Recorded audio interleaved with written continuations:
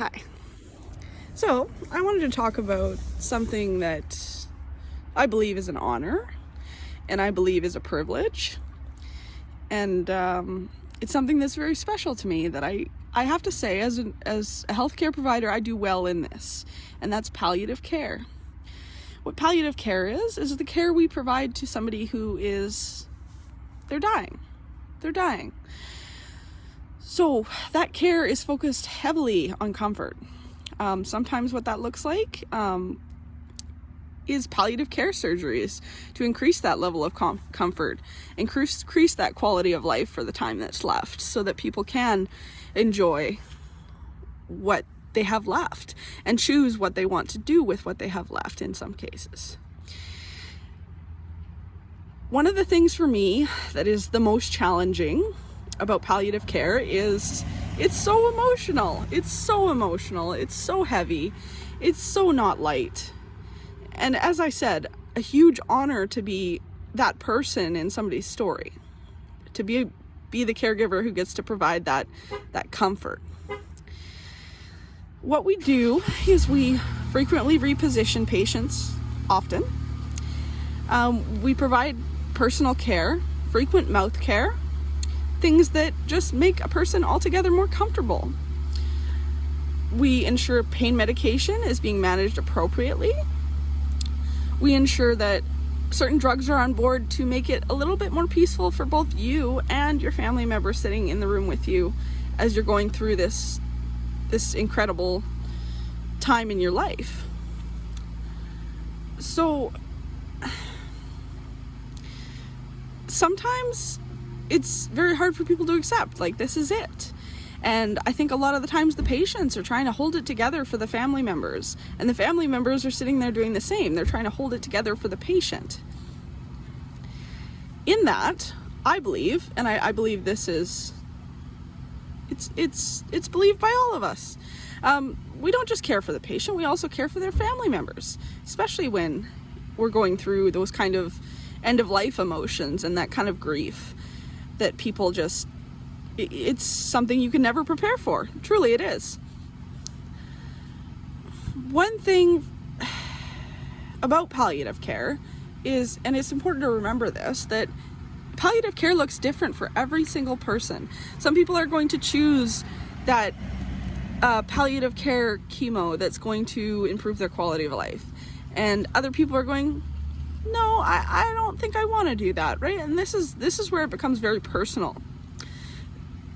Everybody's story is going to be a little bit different. A doctor once told me, and this is a great piece of advice that I'm going to keep with me for the rest of my career, is you're never going to have the same patient twice. And from my experience, that's pretty darn true.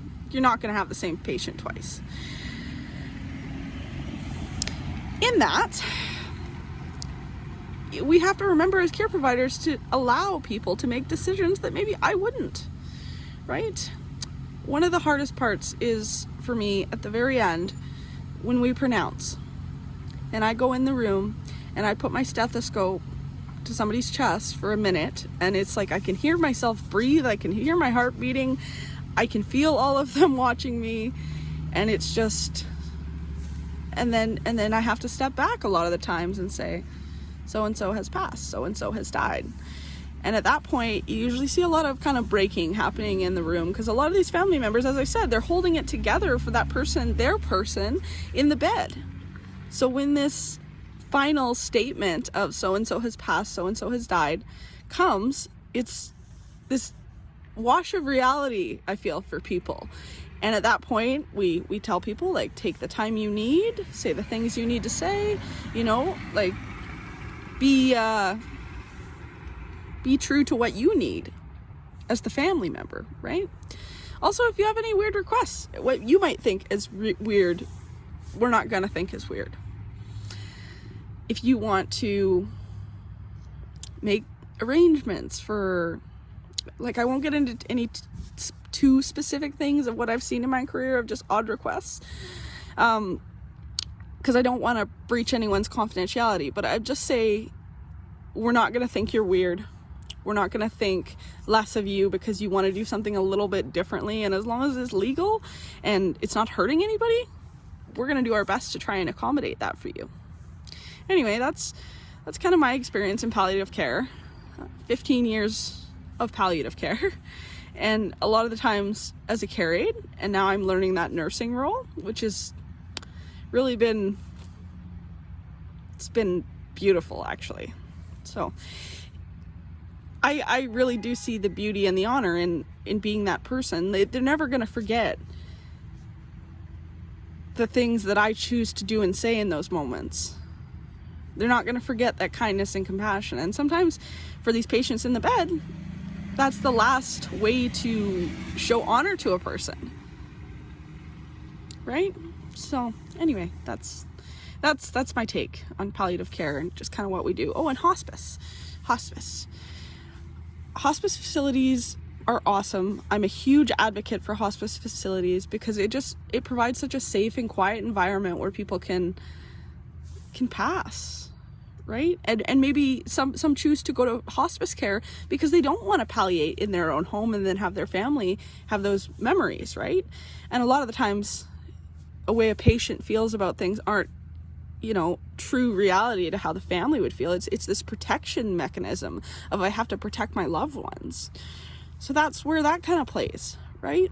So yeah, hopefully that sheds a little bit of light on what we call palliative care, because I think sometimes I've been caught in this myself where I go in and, we're taking a palliative care approach with the family, and some people don't know what that means.